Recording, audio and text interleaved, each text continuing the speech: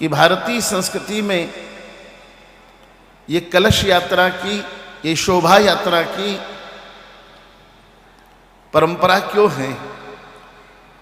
मुझे अनेक जगह पूछा जाता है कि आप अनुष्ठान के पहले ये कलश पूजन और शोभा यात्रा क्यों निकालते हैं, क्या अनिवार्य है क्या। मैंने कहा जहां मैं अनेक वर्षों से कथा कर रहा हूं मध्य प्रदेश सरकार के एक अनुक्रम की, तुलसी मानस प्रतिष्ठान की, वहां तो ये परंपरा नहीं है, लेकिन बाकी अनेक जगह ये परंपरा है कि कलश की पूजा के बगैर हम बात आरंभ नहीं करते, क्योंकि मनुष्य का जीवन 3 गुणों से मिलकर बना है, सतोगुण, रजोगुण और तमोगुण। मैं अभी एक यूनिवर्सिटी में व्याख्यान कर रहा था तो मुझे वहां एक विद्यार्थी ने पूछा कि पंडित जी, आप ब्राह्मण लोग भरी दोपहरी में दीपक जलवाते हैं, ये कहां तक उचित है।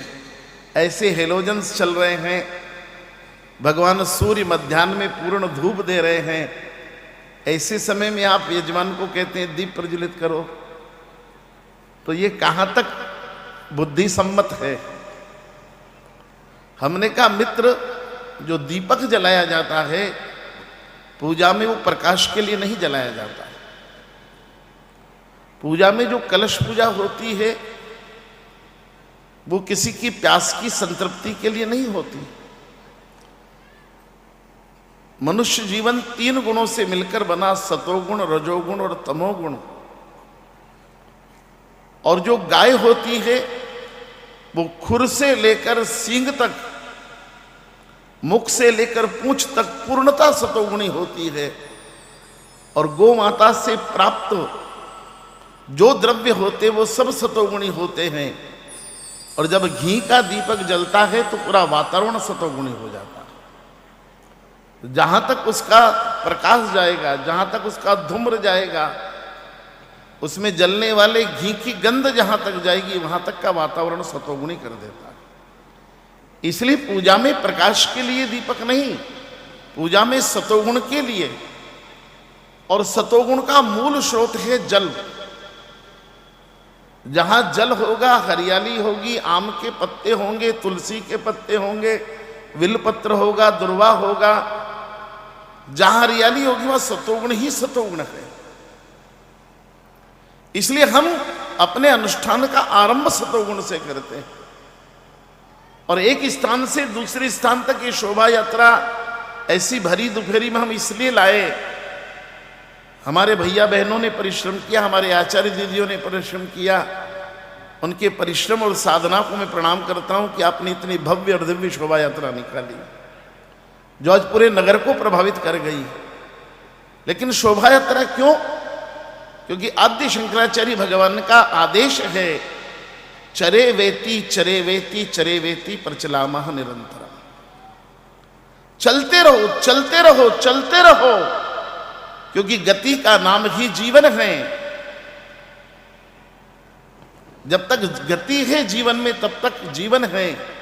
जीवन से गति चली गई तो एक वैचारिक विचार मनीषी ने तो यहां तक कह दिया कि जीवन में गति कितनी अनिवार्य है। बोले क्या? बोले आराम करना है तो जी भर के कर, आराम करना है तो आराम जी भर कर। मगर सुबह जहां जागा था वहां से 2 कदम आगे चलकर आराम कर। आज सुबह जहां जागे हैं रात को फिर वहीं सो गए, तो ये तो गति का विरोध हो जाएगा। लेकिन वेद किस गति की प्राप्त करते हैं उसको सुनिए। मैं विद्या भारती की गोदी में बैठकर कथा कह रहा हूं, व्यास की गादी से नहीं कह रहा हूं कथा। अगर आद्य शंकराचार्य भगवान आदेश करते हैं चरेवेति चरेवेति प्रचलाना निरंतरम, तो आचार्य के आदेश को मर्यादा वेद प्रदान करते कैसे चलना। बोले जिंदगी में ऐसे मत चले जाना कि तुम आगे निकल जाओ और तुम्हारे अपने पीछे रह जाए। ऐसे भी मत चलना कि तुम पीछे रह जाओ और बाकी लोग आगे निकल जाए। बोले फिर? बोले जिंदगी में 4 कदम ही चलना, पर सबको साथ लेकर चलना। हम आगे निकल गए और अपने पीछे छूट गए, ये चलना नहीं है। और आगे निकल गए और हम पीछे रह गए, ये भी चलना नहीं है। बोले जिंदगी में बहुत तो मत चलना, 4 कदम ही चलना, पर अपनों को साथ लेकर चलना। इसलिए हमें आज्ञा वेद कहते हैं संगद्वचम। इसलिए हमें वेद आज्ञा करते हैं, ओम सहना भवतु सहनो भुनक्तु सह वीर्यं करवावहै। हम जिंदगी में चलेंगे, पर सबको साथ लेकर चलेंगे।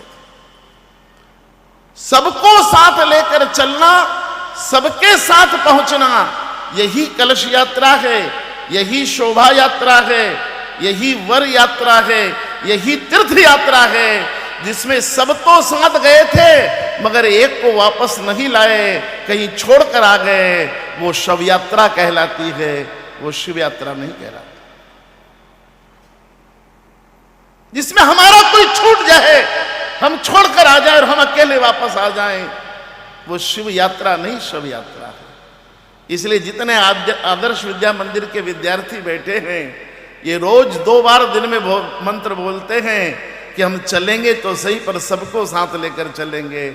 इसलिए ये मध्याह्न के भोजन में भी और रात्रि के भोजन में भी मंत्र पढ़ते हैं, ओम सहना भवतु सहनो भुनक्तु सह वीर्यं। ये सबको साथ लेकर चलने का, इसलिए इतना बड़ा अनुष्ठान कोई एक व्यक्ति से तो हो नहीं पाएगा। इसलिए हम सब साथ चलें, समान गति से चलें, सबको निभाकर चलें, यही गति अनिवार्य है। इसी को हमने शोभा यात्रा कही।